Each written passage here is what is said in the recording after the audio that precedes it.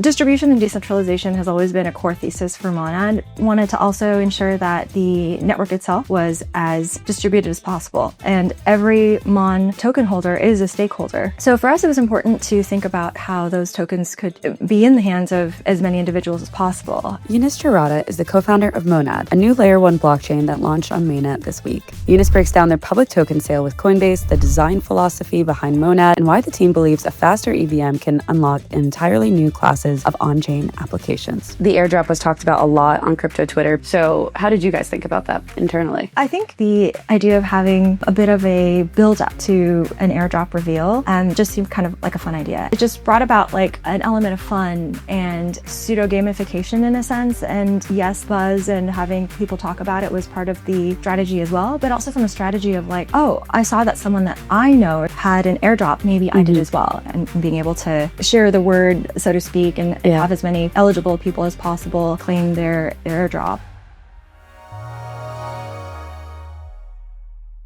It is so great to have you on, and it's so nice to be here in person together. We are at DevCon in Buenos Aires. Well, we're not at DevCon. We're in Buenos Aires. DevCon's down the street. But yeah, I think the last time we saw each other was at Token. Yes. So things are progressing. Yeah, I mean, it wasn't even that long ago. And there's been a lot of things that have transpired since then. So certainly lots of excitement. Yeah. I think at this point, this episode will air on Tuesday, and mainnet was yesterday then. It's going to be yesterday. We are in the past, but we will be in the future. Yes. How are you feeling? Good. Very excited. A good amount of maybe like anxious energy, but in a good way. I think the whole team is feeling the immediacy of mainnet's arrival. And also yesterday was the launch of the Mon token public sale on Coinbase. So there's been, lots of energy around that too. Right now, I think the feeling is like, hey, we have all of the things that we need to do set up. Now it's just a matter of executing it well and being ready for when mainnet launches on Monday or yesterday. Yeah, yesterday. We'll say Monday for those purposes. With the Coinbase token sale launch, that was the first of its kind. It's a public token sale. I think it was like 7.5%. Yes. And I was looking at it this morning. I think it's like about 50% sold out right now. Mm-hmm. Why did Monad One decide to do this? Obviously, it seems like a good idea to kind of give it to the public, but from your perspective, let's start there, and then I have other questions. Totally, yeah. Mm-hmm. I think that fundamentally is the key point, the distribution aspect of it. I think distribution and decentralization has always been a core thesis for Monad, starting from the tech itself. We're really excited that on day one, there's going to be 200 mainnet validators that are part of the active set. So pretty unprecedented when it comes to, day one, mainnets having that much geographic distribution and also participation distribution. And in the same vein, like we wanted to also ensure that the network itself was as distributed as possible. And every Mon token holder is a stakeholder or can be a stakeholder and can participate in, the network effects, staking Mon or just being a part of the ecosystem and economy of Monad. So for us, it was important to think about how those tokens could be in the hands of as many individuals as possible. And with Coinbase having a big retail reach, they're very precise in the way they operate. And for us, it felt like the right partner to work with on the token sale. I guess we didn't even know at the beginning that we would be doing a token sale, but just given all the opportunities and the fact that Ushell is going to be a big part of distribution with Coinbase, especially for US participants, obviously in a very compliant manner, but still like providing access to a token in a way that hasn't been done before or hasn't been done before in a very long time. So it just felt exciting and compelling and How do you kind of see this changing the dynamics for like future token sales? Because this is like the first of its kind on like a publicly or a public exchange, I should say, right? Yeah. Maybe on like DEXs we've seen this, but I feel like with even that there's no pre, it's just they send it to the market. Totally. And then from like the go-to-market side of things, how does that kind of like create a strategy for you guys? Yeah, I think we were certainly thinking about like going back to the piece on distribution and just having as many stakeholders as possible. Yeah. And also the reaching new people who may have not have heard about Monad before. I think we're fully aware that crypto is its own bubble in many senses. And the hope is that the future starts to coalesce between crypto native or like crypto knowledgeable versus people just doing their thing and still able to access crypto or use crypto rails for whether it's buying a quick cup of coffee and not even realizing that it's crypto behind it, things along those lines. So yeah, I think the motivation there was to start crossing that bridge and building awareness for what might be to come for crypto in general. Yeah, very cool. There was also the airdrop. I got some of the airdrop as well. Thank you, Monad. This episode is not sponsored by Monad, but I did get the airdrop. I think it was in the second tier to the top. I'm not a favorite, I guess. But there is I wrote them down because they were funny. There's community last, you're cooked. There was something about being mid, top 99%, and some others, right? Yes. How did you guys even come up with this? What was kind of the decision behind this? I felt like the airdrop was talked about a lot on crypto Twitter. People were very either excited or speculative about like, what size will this be or whatever.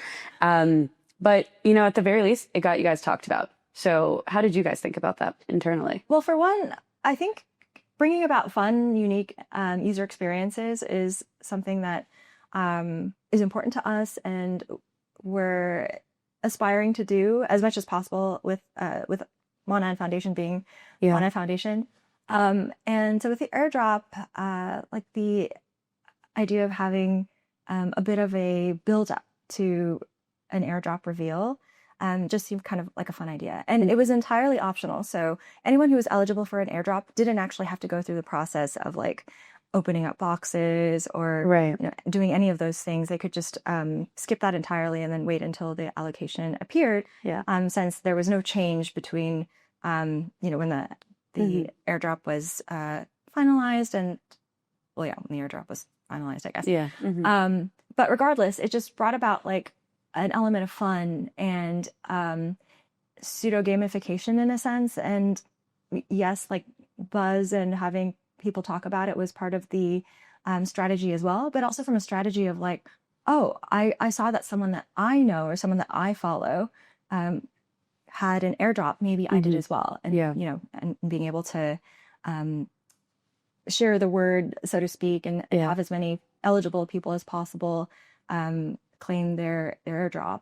But the strategy there also came down to trying to find and distribute to positive actors in crypto. And so that's where initiatives like Monad Cards prior was a part of that as well. Like it was actually closed to the Monad community, and it was a way of identifying and thanking the existing crypto community more broadly, who may not have had as much awareness as to what Monad was doing. So yeah, it was more about just like, again, distribution, awareness, dissemination, and building about just a fun and enriching experience. Yeah. I think it's smart because, I have two thoughts. I think it's smart, but I also think it's funny because so much of people in crypto feel so entitled to things that they've never participated in. And you guys definitely rewarded them in the sense, but then it also probably inclines them maybe to participate later on. So it's like a two-sided thing where I think it's funny that a lot of people in crypto are like, oh, my airdrop wasn't this, or I got that. And it's like, have you ever participated with this project before? I'm not just saying Monad, but like in general, there's so much entitlement in this space for money and other things. But then on the other side, I think it's a smart way to kind of like incentivize people to interact, right? And it's an initial point, but then how do you kind of think about like keeping that momentum alive and ideally keeping these people as token holders, but also like community members? Right. Yeah. And I think there's certainly awareness that not everyone will stick around. And that's unfortunate, but I get it. The fundamental thing for creating stickiness is creating value in some way. And that value can come in the form of entertainment. That might just come in the form of like new on-chain experiences, or like, I don't know, boxes was like an experience, and maybe there's going to be something. There's going to be other experiences. Yeah. I don't know what they are yet, but sure. But that's like, I think a core goal that I think that our team likes to adhere to and work towards.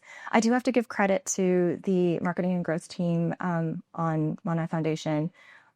They had a lot of really great ideas in contributing to the experience that I could never have come up with. Like the names of those 5 tiers that you just listed. Yeah, I mean, they were certainly fun. Or like even with the Monad cards, like Certifiably Unk, I think was one of the titles. So yeah, just It's funny. being a little bit lighthearted as well. Yeah. I feel like a lot of times people in general are just like so serious when it comes to like tokens. And I'm like, okay, maybe on the legal side you have to be, but like in general, like just have fun. Yeah. I don't know. It's not that serious. It is that serious because you guys have a lot online, but like, you know what I mean? Yes. Yeah. A good balance. Yeah, for sure.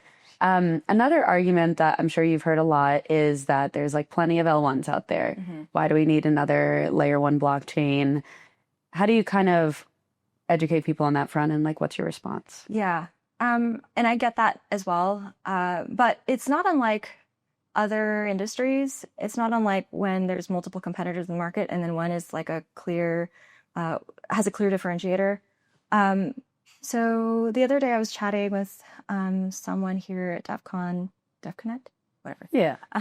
Same. Yeah. And I answered it by way of like smartphones. You know, smartphones started coming out like end of the 2000s, early 2010s, and it just took a while for smartphone adoption to take over. Because like smartphones were, I mean, they were more expensive, so there were frictions in getting it in the first place. There weren't as many models available. And the functionality it provided wasn't necessarily seen as value additive yet. Because like, what did you do with phone? You would text, you would call people. And I remember my dad being like, why do you even need to text? You know, Yeah, same. Just call someone. I'd be like, Dad, you don't do Yeah, literally. I remember that too. Yeah. But anyway, I guess my point was like, once the differentiator was made apparent that there's actually a lot more utility that's unlocked by having internet access, by having certain apps that are available at your fingertips on smartphones, you know, an email client or separate from text, where you can like work and play, I guess, at the same time. That was a big unlock. And so I think when it comes to trying to stick with like the phone analogy here, if it's just like phone after phone that doesn't really provide any new features of functionality, then yeah, like it can be kind of a saturated market, and it's like, why do we need a new phone? But if it's something that actually is different and is like 1,000 times better, faster in processing, you know, whatever it may be for that phone, then you realize, whoa, like this is what the experience using a phone could be like. And so in translating that back to L1s, that's how I see bringing new L1s to market, and the way that Monad is differentiated, certainly by the tech. And I probably don't need to share it here. I'm sure your audience is very aware of the differences in Monad, but it is, we're bringing something that's like substantially more performant, much more, like performance, speed, throughput, and decentralization are like orders of magnitude improved. So, Amazing. Was there a specific moment for you and the other co-founders when you were first coming up with Monad, like, okay, this is not just like some research idea for us to implement elsewhere, but to create ourselves? Yeah. So the origin story really tracks back to James Hunsaker. And he had this idea after taking a close look at the Solana code base, actually. At the time, around 2021 was when actually all three of us started learning more and having more touch points within crypto. James and Keone in particular, they had transitioned over to the Jump Crypto team from Jump Trading, previously doing HFT, and separate line of business altogether. And when they crossed over into Jump Crypto, it opened up the doors to this like new tech that was starting to merge in. And obviously during that time, Solana was having like its first moment in the limelight. And so Solana being the one that was pushing forth, like, this is what performance on chain looks like, felt like the future. And I think very much still is the future of like performance on chain. At the time, and what we still see today, though, is that the majority of like on-chain usage, TVL volumes, all flow through Ethereum or EVM oriented chains. So that's when the idea came about of like, I mean, it sounds kind of simple in practice, in principle, of why not bring about like the speed of Solana to the EVM. And so simple idea, but of course, like in practice, it actually is difficult to tackle the challenge of performance gains for a new EVM client. But that's the challenge that James and Keone were able and willing to handle, especially coming from a background of like building HFT algorithms and platforms where like microseconds and nanoseconds were a part of the job. So translating that to blockchain, where we're still working with milliseconds, there's a lot of opportunities to bring about learnings for performance engineering into the blockchain space. So that's what started the 3-year journey of, hey, we want to bring ultimate performance using existing technologies that have functioned well and have given industries like HFT the opportunity to thrive to blockchain. Yeah. So 3 years. Yeah. 3.5, I guess. 3.5 years. Yeah. Anything shocking during that time that you were like, ooh, I don't know, I wasn't expecting this? I mean, we've definitely seen a lot of like cycles and narratives. Sure. Yeah. And ups and downs. But I think I'm pretty proud of the fact that the mission has never strayed. From the very beginning, the idea was to bring about performance to EVM. And today, the mission is to bring about performance to EVM, and then be able to also create an ecosystem around that EVM performance. So I don't know, I think that unwavering mission to me is pretty awesome to both see and be a part of. If you've been listening to this podcast for a while, you know that every token launch is high stakes, but Forged helps projects get it right. Thousands of Web3 projects leverage Forge's free tools to design smarter tokenomics, engage market makers on fair terms, plan listings strategically, and monitor liquidity after launch. Start using the Forge platform for free or sign up for white glove advisory services. And then you brought up Solana, and we're at DevCon, which is Ethereum based, right? So how do you kind of think about Monad either competing up against Ethereum and Solana, or creating a new category where people go straight to Monad, they don't scale it up against the other two? I do think that there's probably going to be I don't think there's a future where everything coalesces around one chain. We're in a multi-ecosystem present, and we'll be in a multi-ecosystem future, the same way that like going back to the phone analogies, there's like Android and there's iPhones with the iOS operating system, and there's folks that prefer one over the other for various reasons, and there's no real issue with like being able to communicate with someone who has an iPhone versus an Android. And so I think that's very much the future of like, do you maybe you primarily use Solana for certain like DeFi apps that you really like, or because that's where your favorite meme coins are trading, or you use Ethereum because that's where you get the best yields, or maybe you use Monad for some other set of apps, where there's opportunities to like bridge between, and or maybe opportunities to find a home chain. Yeah, I mean, I think that's like what the future might look like. So from a differentiating point of view, I think Monad is going to have its own ecosystem of applications, and many of the applications are also cross-chain deployments as well. So there will be some seamless or easy UIs that are already familiar to many power users, but then there will also be several new apps that are just available on Monad. Okay. What type of apps are we anticipating on Monad? Like, who has been building on there? What are the categories that you find most interesting? Tell us. Yeah. This is quite topical, since like the team right now is trying to map out, okay, like here are the deployments that are going to be lined up for day one.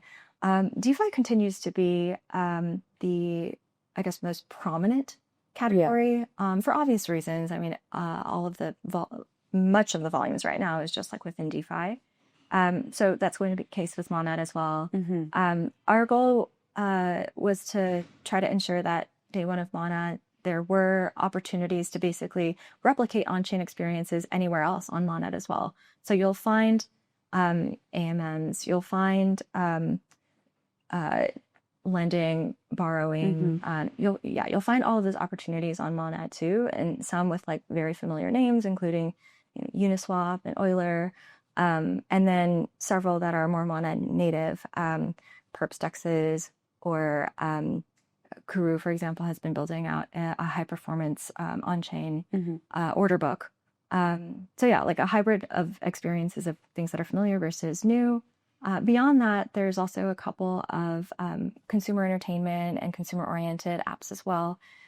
Sports betting has started to see some interest.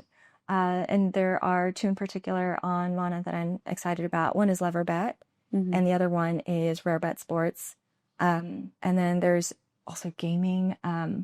And we know that gaming has had like a bit of a hard road in crypto adoption. Sure. And finding.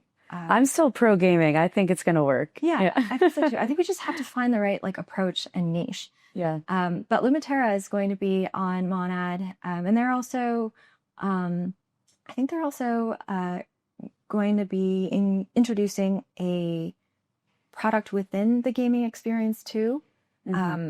I don't want to misstate. I think it's like a DEX of some kind as well, with like in-game assets or something like that. Okay. So like crossing over DeFi and gaming together. But yeah, lots of things to look forward to. And I guess I could also pub that come Monday, there's going to be an interface that Monad Foundation is going to publish as a way to help with app discovery. Since, sometimes it's like hard to figure out, you get dropped into like, where do you go? system. Yeah. Like, what do you do? So we're trying to make that as easy as possible. How many apps are going to be on mainnet day one? Right now we're tracking somewhere between 30 and 50 with a lot of fast follows. Nice. Yeah. I guess we'll, by the time this airs, we'll know exactly how. Yeah. There we go. Yeah. Well, we'll put the stats. Yeah. Okay. So if we are live on Monday, this is airing Tuesday. Yes. What does the future look like for you then? Like now that it's out, this is kind of like the first step, even though you've had 3.5 years prior of a million steps. Now this is like the first step to the reality and you got to like move forward, right? So how do you think about that? I think it's definitely multifaceted. One, we'll probably allow ourselves a very quick, like, yay, we did it. Yeah. Like pop a little champagne. Yeah. Like that meme of like, okay. Yeah. Great. Yeah, literally. But yeah, I think a couple of things. One, on the technical side or on like the blockchain protocol side, the idea is to continually improve the way that, it's software. It should be able to be updated and everything. Exactly. And improved upon. So that's the goal. And the version of Monad that is launched on day one of mainnet is not going to be the one that we see a year out from now, or 3 years or 5 years. Like we should be seeing continual improvements, whether it's through new research that's implemented from Category Labs or through I don't even know what we're calling it yet, MIPs or something like that. Like improvement proposals? Yeah, exactly. I think part of what that roadmap ends up looking like will be informed by the type of usage that we see on chain too.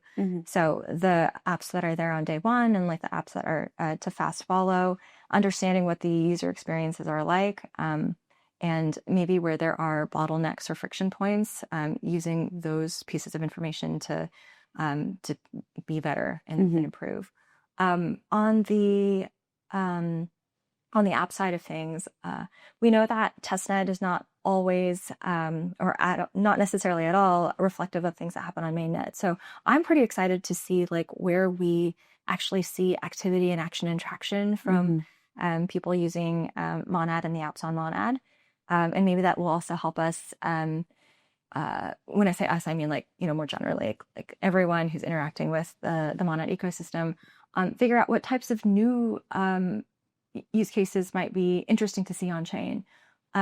What is exciting is that like Monad actually does provide a different design paradigm than other blockchains, where you don't have to worry as much about gas constraints. Like there's a 500 million gas units per second amount.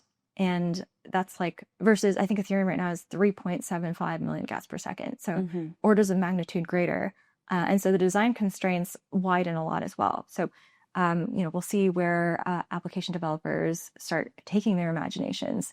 And then beyond that too, crypto is still small, all things considered. The total, oh man, I should have refreshed my stats here, but Good. the total volumes of like on-chain transactions within crypto span in the, I hope I'm not misstating this, I think in the high hundreds of billions or something, relative to global markets. It's me, I don't know. I think that sounds right. It sounds right. Yeah.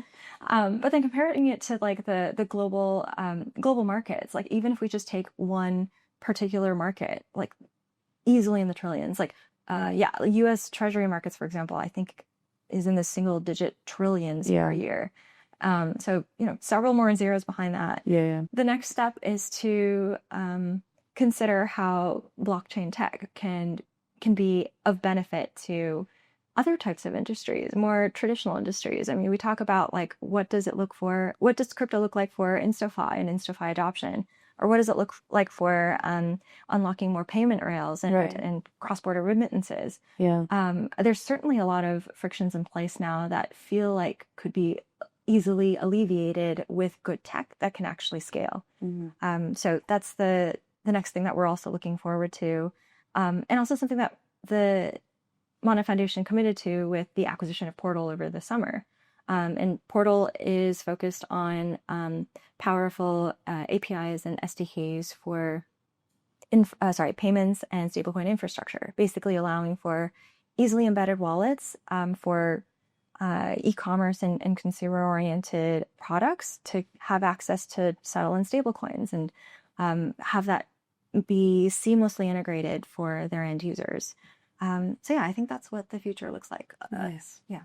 Any specific milestones that you have in mind for like the next 12 months?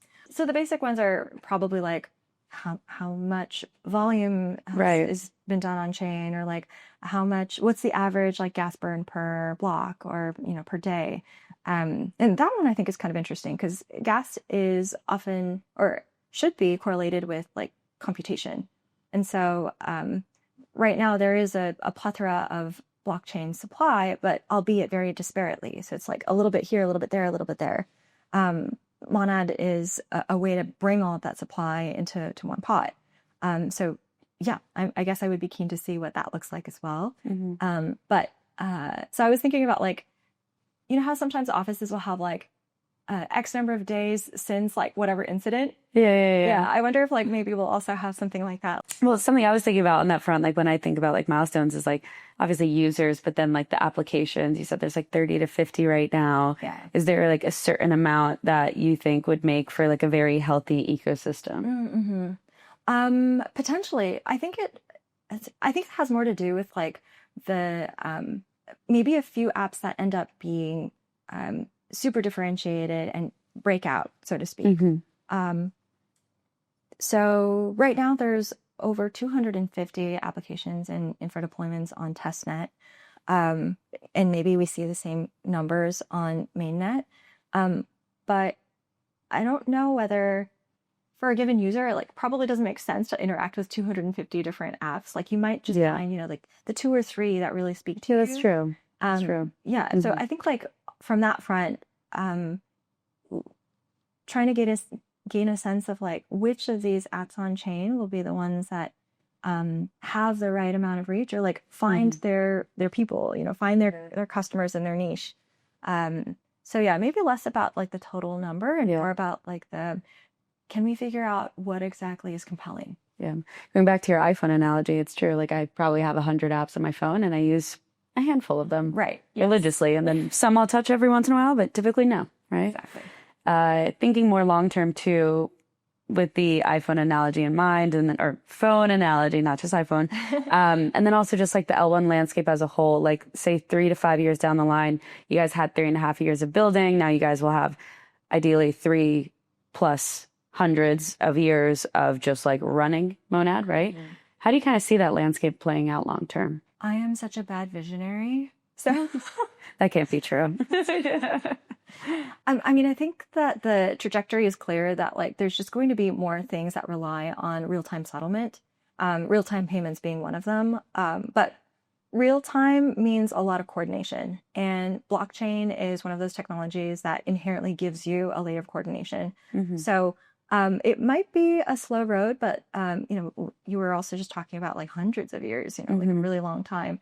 So in the grand scheme of things, maybe some of these efforts in taking several years for different types of use case adoption on chain is just a sign of like the beginnings of a more equitable, accessible future, whether it's for payments or otherwise. And I'm just thinking payments because yesterday our team hosted a consumer payments forum. So that's like kind of top of mind right now. Yeah. But yeah, the real-time settlement and like real-time element of blockchain, I think, is going to be super important. Also, like in the day and age that we live in, everyone loves immediate gratification and that like instant dopamine hit. So blockchain does kind of provide that. Amazing. All right, last thing, can you leave us with a piece of advice, something that you've carried with you throughout your time in this space? I'd say trust your gut. And maybe it's not always right, but more times for me, trusting my gut has led to the right outcome versus not. Yeah, trust your gut. I love it. Amazing. Well, thank you so much for coming on, and congrats to the team. Thanks, Jacquelyn. Yes. No problem.